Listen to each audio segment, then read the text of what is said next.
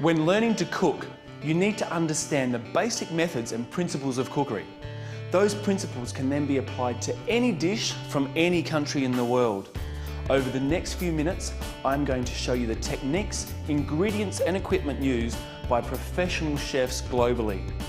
Understanding the methods of cookery, it's like understanding a universal culinary language. Hello and welcome. Today we're going to talk about boiling. Boiling is one of my favourite methods. It can be used across the range, especially good for tough root vegetables, tough meats, pastas and rice.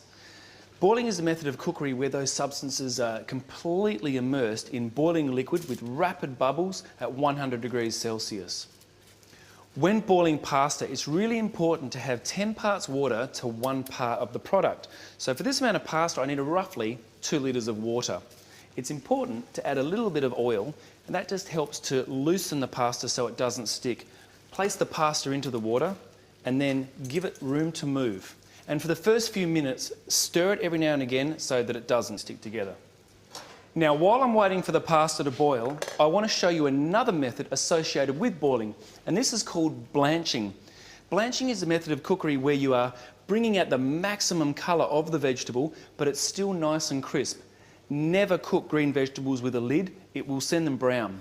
And as a footnote, if you're using a root vegetable such as carrots, potatoes and turnips, start them boiling in cold water, bring them up to the boil to leach out the earthy flavours.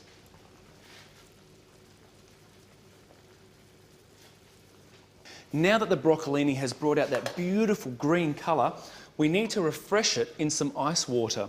What that does is it actually stops the cooking process in its tracks and it maintains that beautiful green colour that we've achieved. That gets plunged straight in and you can almost hear it stop cooking.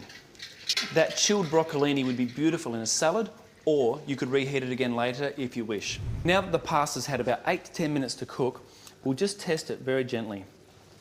All you need to do is break it in half and have a look in the centre of the spaghetti, and you can see that tiny white dot in amongst all the yellow pasta, and that is absolutely perfectly al dente. All we have to do now is strain it.